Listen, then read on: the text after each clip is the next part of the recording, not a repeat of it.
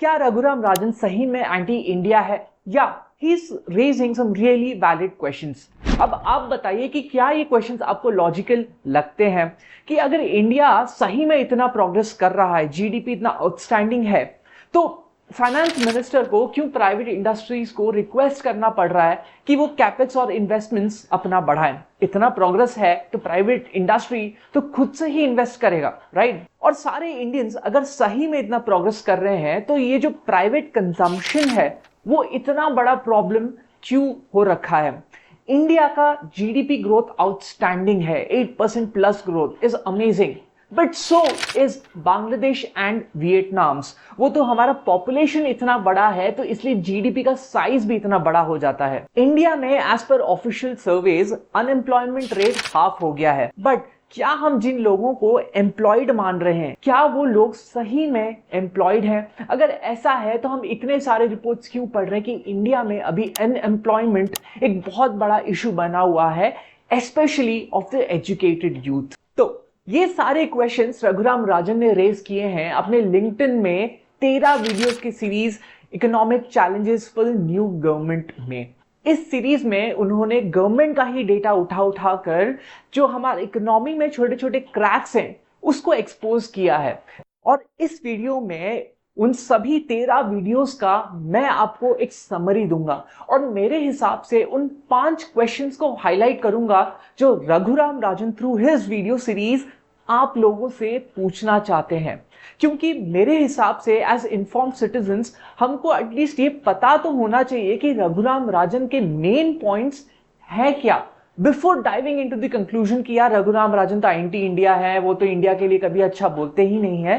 But समझ तो लें कि उनके मेन पॉइंट्स हैं क्या। And before you exit this video saying कि अरे यार ये तो कांग्रेस का एजेंडा चला रहा है, स्पॉन्सर्ड वीडियो है, मेरा पॉइंट ये है कि इफ नथिंग एल्स एटलीस्ट ये वीडियो से आप लोगों को बहुत कुछ सीखने को मिलेगा कि मैक्रो इकोनॉमिक्स में अब ये जीडीपी, अनएम्प्लॉयमेंट और इन्फ्लेशन के अलावा और क्या इंपॉर्टेंट पैरामीटर्स होती हैं, क्या मेजर किया जाता है, क्या क्या चीजें मैटर करती हैं। So all these things are pretty interesting, right? तो चलो इस वीडियो को स्टार्ट करता हूं और इस पीस ऑफ इकोनॉमिक न्यूज को सिंप्लीफाई करता हूं so that you stay informed and you stay ahead। और एंड में देखते हैं कि आपका स्टैंड क्या रहता है। Question number 1, are we lost in the GDP hype? So Modi government का और मोदी नॉमिक्स का one of the biggest achievements माना जाता है इंडिया का outstanding GDP growth of 8% and more, right? इतने चैलेंजिंग सर्कमस्टांसेस में जहां पे वॉर चल रहा है, दूसरे बड़े बड़े इकोनॉमीज रिसेशन में जा रहे हैं, वहां पे इंडिया आउटस्टैंडिंग नंबर्स रजिस्टर कर रहा है। बट यहीं पे रघुराम राजन कुछ डेटा हमारे सामने रखते हैं and this is the graph that he presents. अब ये जो ऑरेंज लाइन है ये 6.5% के एवरेज ग्रोथ का ट्रेंड लाइन है। 6.5% क्यों? क्योंकि हिस्टोरिकली इंडिया ने अबाउट 6.5% का ग्रोथ देखा है, राइट? एंड ये जो ब्लू लाइन है ये इंडिया का एक्चुअली परफॉर्मिंग नंबर्स है। और इससे बहुत क्लियरली दिखता है कि कोविड के बाद से इंडिया का जो रियल जीडीपी ग्रोथ है, रियल जीडीपी ग्रोथ मतलब इन्फ्लेशन का इफेक्ट हटाने के बाद, India has deviated a lot from the 6.5% growth line, जिसको एक पोटेंशियल ग्रोथ भी हम बोल सकते हैं क्योंकि इतना तो इंडिया ग्रो कर ही रहा था। एंड मोदी के फर्स्ट टर्म में India was progressing, but Covid के बाद से India has not been able to achieve that growth. In fact उस लाइन से इंडिया डिविएट भी कर रहा है। एंड सो द क्वेश्चन, क्या इंडिया बहुत ज्यादा इस जीडीपी ग्रोथ के हाइप में फंसा हुआ है? Is India victim of its own hype? But यहां पे ऑब्वियसली सामने से ये भी आर्गुमेंट आएगा कि नहीं यार, 2024 में तो इंडिया 8+% ग्रोथ रजिस्टर कर रहा है, 8.1, 8.2, 8.4%, and these are outstanding numbers, specially जो एक्सटर्नल सर्कमस्टांसेस चल रहे हैं ग्लोबली, राइट? बट इस चीज को भी रघुराम राजन चैलेंज करते हैं and he pulls up another graph and this is where he says that we should go beyond the headlines. तो ये जो जीडीपी वर्सेस जीवीए ग्रोथ का चार्ट है, जीवीए मतलब ग्रॉस वैल्यू एडिशन, इस ग्राफ से हमको बहुत क्लियरली दिखता है कि रीसेंट टाइम्स में जीडीपी और जीवीए का कर्व जो है वो एक दूसरे से डाइवर्ज कर रहा है। अब क्वेश्चन ये है कि ऐसा क्यों है, तो चलो थोड़ा सीख लेते हैं कि जीवीए और जीडीपी का रिलेशनशिप क्या है। सो जीडीपी जो है इज इक्वल टू जीवीए, यानी कि कंट्री में उस साल कितना एक्चुअली में वैल्यू एडिशन हुआ, जीवीए प्लस टैक्सेस यानी कि गवर्नमेंट ने कितना टैक्स कलेक्शन किया, माइनस सब्सिडीज यानी कि गवर्नमेंट ने कितने सब्सिडीज बांटे उस साल, this is equal to the GDP of that country. और 2024 फाइनेंशियल ईयर में ऐसा देखा गया कि इंडियन गवर्नमेंट ने जो सब्सिडीज है, जो माइनस होता है जीवीए से टू अराइव एट जीडीपी, वो कम कर दिए इस साल, and that is why GDP was inflated and we arrived at higher GDP numbers. और इसीलिए कई लोग कह रहे हैं कि पिछले साल के लिए GVA presents a better picture and more realistic picture of India's economy। अब दूसरा attack on the GDP number. अब देखिए 2015 के बाद से इंडिया में जब भी जीडीपी कैलकुलेट होता है ना, तो वो करंट प्राइसेस के हिसाब से होता है। यानी कि अगर आप 10 चीजें बना रहे हो तो उन 10 चीजों का अभी क्या प्राइस है, इसको मल्टीप्लाई करके जीडीपी पे हम अराइव करते हैं। बट हर साल कितना प्रोग्रेस हो रहा है वो आप कैसे मेजर करोगे, क्योंकि जो प्राइस है वो तो ऊपर नीचे होता है, तो आपका प्रोडक्शन बढ़ रहा है कि घट रहा है आप कैसे मेजर कर पाओगे, कर ही नहीं पाओगे। तो इसीलिए ये जो ऊपर नीचे हो रहा है समझना पड़ेगा वो क्यों होता है। Answer is simple, inflation. Inflation की वजह से प्राइसेस ऊपर नीचे होते हैं। तो किसी भी जीडीपी को अगर कंपेयर करना है कि ये ज्यादा है कि कम है, तो ये जो इन्फ्लेशन का इफेक्ट है उसको हटा देना पड़ेगा, right, so that we arrive at a constant price. मतलब एक ही साल के प्राइस के हिसाब से हम हर साल का जीडीपी कैलकुलेट करेंगे। और इंडिया में ये साल है 2011-12, तो 11-12 के प्राइसेस के हिसाब से हर साल का जीडीपी कैलकुलेट किया जाता है एंड देन देखा जाता है कि ग्रोथ कितना हुआ है। बट इंपॉर्टेंट सवाल कि अभी के प्राइसेस को 11-12 के प्राइसेस में कैसे लाया जाए। सिंपल कि 11-12 से अभी तक का जो इन्फ्लेशन है उसको हटा दो, then we arrive at constant prices. तो ये जो फैक्टर होता है कि जीडीपी एट करंट प्राइसेस से हम घटाते हैं to arrive at GDP at constant price, इसको जीडीपी डिफ्लेटर बोलते हैं, right, and this basically is the inflation. लेकिन इन्फ्लेशन भी तो दो तरीके के होते हैं, consumer price inflation and wholesale price inflation, जो सीपीआई कंज्यूमर प्राइस इंडेक्स और डब्ल्यूपीआई होलसेल प्राइस इंडेक्स से मेजर होता है, राइट। कंज्यूमर प्राइस इन्फ्लेशन वो होता है कि एज ए कंज्यूमर, मेरे जैसे आपके जैसे लोग जो कंज्यूम करते हैं, मेनली जो हम खाते हैं, जो जिन चीजों पे हम ज्यादा खर्चा करते हैं, उन चीजों का, उन बास्केट ऑफ गुड्स का प्राइस में क्या चेंज है, right, and the other is wholesale prices में क्या डिफरेंस है। And GDP deflator is a weighted average of both these inflations. But Raghuram Rajan shows this graph कि FY 2024 में जो GDP deflator था उसका gap from the CPI was extremely large।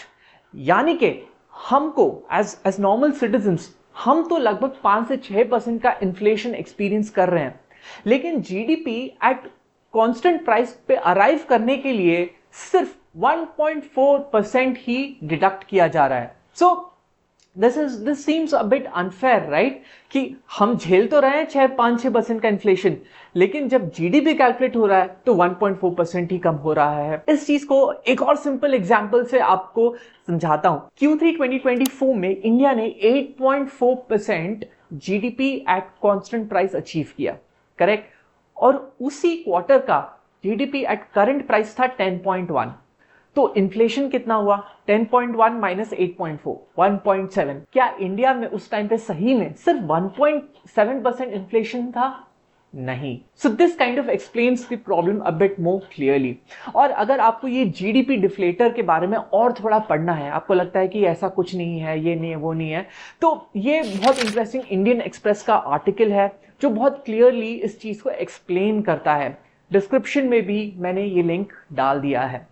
So because for the last year हमारा जो deflator था was more closer to WPI instead of CPI, India could register higher GDP numbers. So it brings back to our question, क्या हम इस GDP numbers के hype में फंसते जा रहे हैं? And let's get into Raghuram Rajan second most important question, जो बेसिकली ये आंसर करता है कि क्या कोई दूसरा तरीका है ये प्रूव करने के लिए कि नहीं यार ये जीडीपी सही में ओवर एस्टिमेट किया जा रहा है। But before getting into that, क्या अब इस वीडियो को एक ओपन माइंड से देख रहे हैं? अब everybody knows कि Raghuram Rajan has been critical of some of Modi government's moves, और उसी के चक्कर में the internet is full of hate for Raghuram Rajan. मैंने भी जब लिंक्डइन में उनके वीडियोस के नीचे कमेंट्स पढ़े एक एक करके, आई वाज शॉक्ड, क्योंकि लिंक्डइन पे भी जो एक प्रोफेशनल प्लेटफॉर्म माना जाता है उसमें भी 90% ऑफ द कमेंट्स ऐसे थे कि अरे यार ये तो अमेरिका में बैठ के ज्ञान दे रहा है, अरे ये तो ग्रीन कार्ड इकोनॉमिस्ट है, अरे ये तो कांग्रेस का एजेंडा चला रहा है। बट इन ऑल दिस आपका पॉइंट कहाँ है? अगर आपके पास कोई स्टैटिस्टिक है अब वो प्रेजेंट करिए, अगर आपको कोई एग्जाम्पल है, कोई क्रेडिबल एग्जाम्पल है, आप वो प्रेजेंट करिए। अगर आपको लगता है कि कोई ग्राफ का, कोई चार्ट का गलत इंटरप्रिटेशन किया गया है तो आप वो प्रेजेंट करिए। लेकिन ऐसे पर्सनल अटैक्स बिना कोई लॉजिकल आर्ग्यूमेंट के आप आर्ग्यू करोगे, then this is an end to any debate.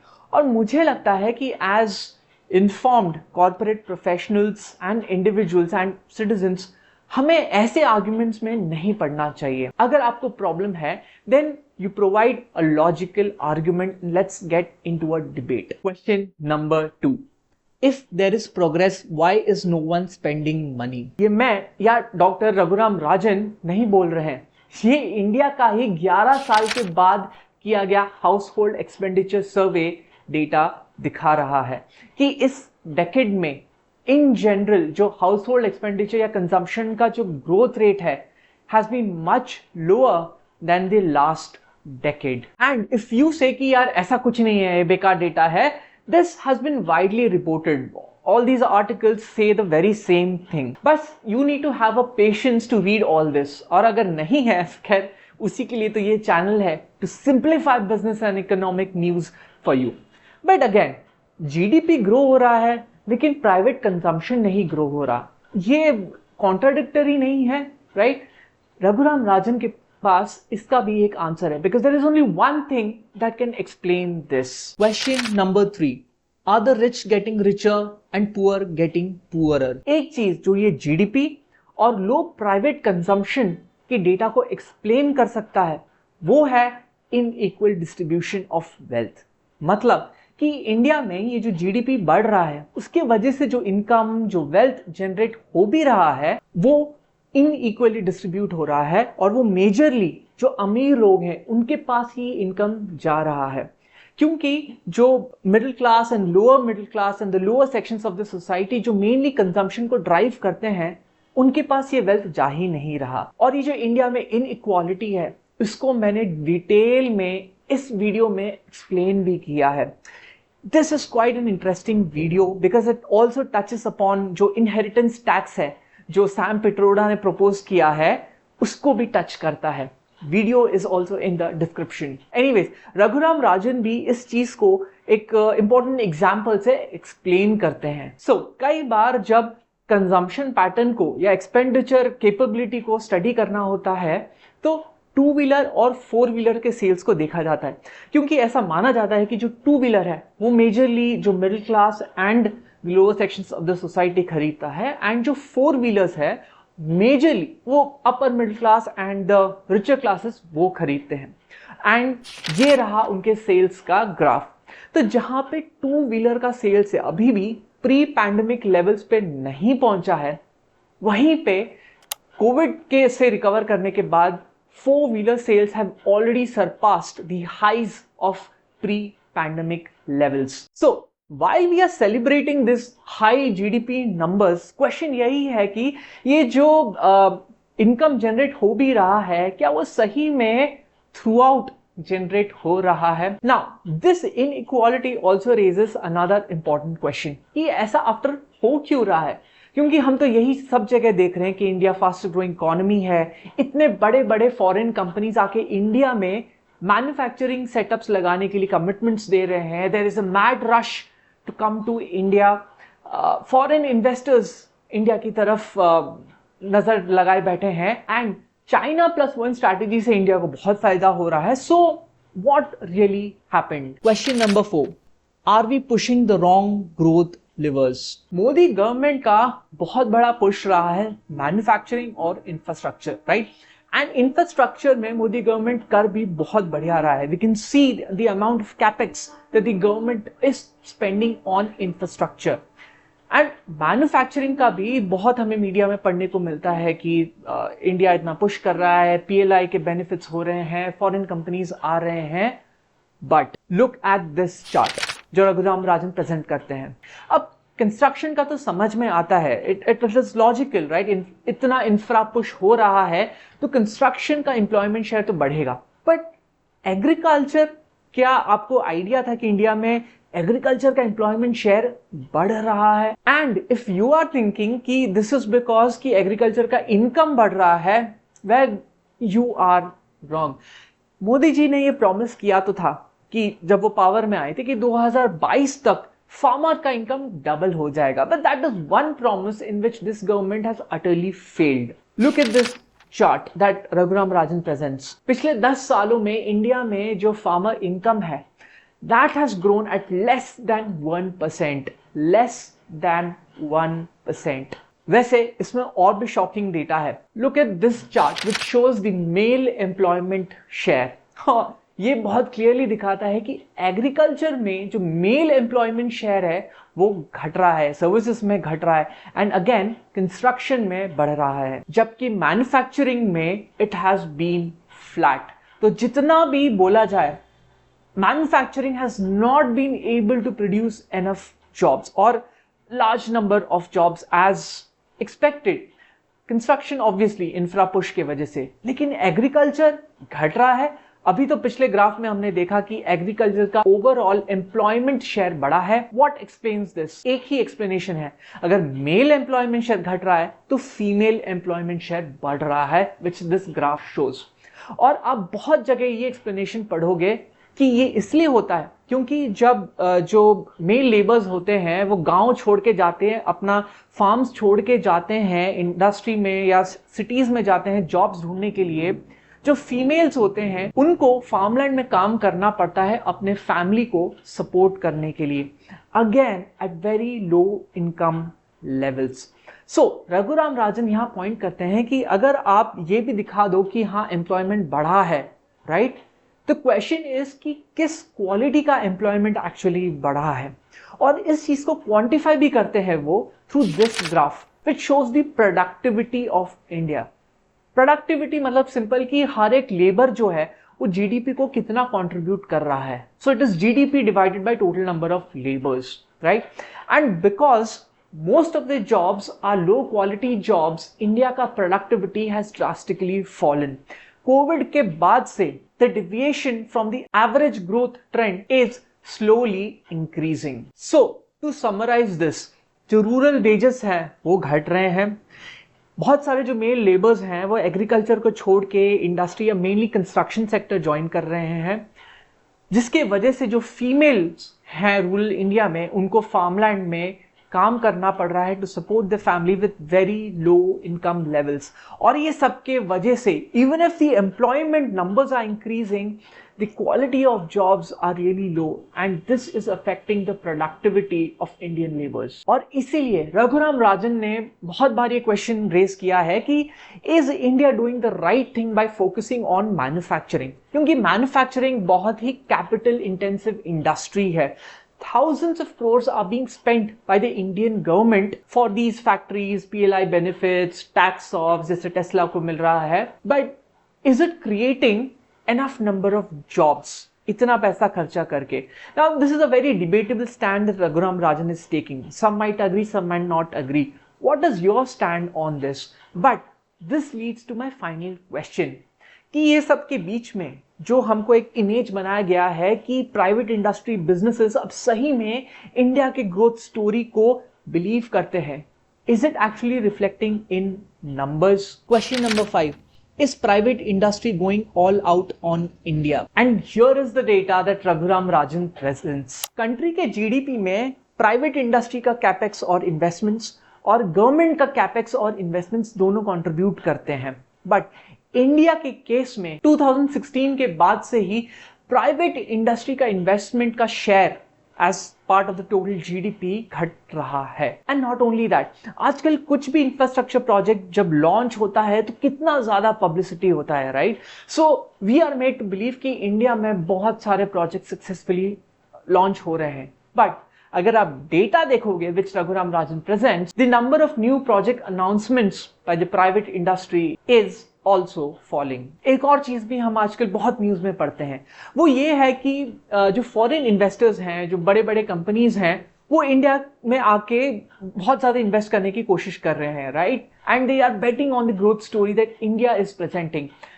Again Raghuram Rajan presents this data and shows कि कैसे एफडीआई का contribution to our GDP has constantly been following. So to summarise all this, मुझे लगता है कि through his video series Raghuram Rajan has raised this 5 important questions. पहला, are we lost in the GDP hype? क्योंकि अगर जीडीपी ग्रोथ हो रहा है then why is no one spending money? और क्या इसका मतलब the rich are getting richer and the poor are getting poorer? और अगर ऐसा हो रहा है then are we pushing the wrong growth levers? और end में is the private industry going all out on India? What do you make out of all this? Is he making any sense? क्योंकि जैसे मेरा stand है कि yes, the government is doing pretty good in some of the areas, जैसे banking है, insolvency code है, infrastructure है, but does that make me a blind follower of this government? नहीं। क्या जब ऐसा डेटा प्रेजेंट किया जाएगा it will at least make me think and analyse that data? Will I turn a blind eye कि नहीं भाई ये सब एंटी नेशनल है, ऐसा तो ये गवर्नमेंट कुछ खराब कर ही नहीं सकता? नहीं, क्योंकि ऑब्जेक्टिव यहां पे गवर्नमेंट को क्रिटिसाइज करना नहीं है। That is not the objective of this video. Objective है कि as informed citizens and informed corporate professionals हमको ये चीजें एटलीस्ट पता होनी चाहिए। और कितनी नई नई चीजें, कॉन्सेप्ट्स सीखने को मिलती हैं when we dive deeper into these arguments. So let's get into a debate. What do you think of all the data that Raghuram Rajan has presented in his video series? And जैसे हर video में मैं बोलता हूं, जो सबसे logical comment देगा and you will engage in a logical debate with me, comment section में मैं भेजूंगा एक छोटा सा टोकन ऑफ थैंक्स, एक गिफ्ट। और हाँ, मेरा ये इनइक्वालिटी पे वीडियो मिस मत करना। It's a pretty interesting video and I am sure कि उसमें भी आपको बहुत सारा कमेंट करने को रहेगा। सो सी यू लेटर।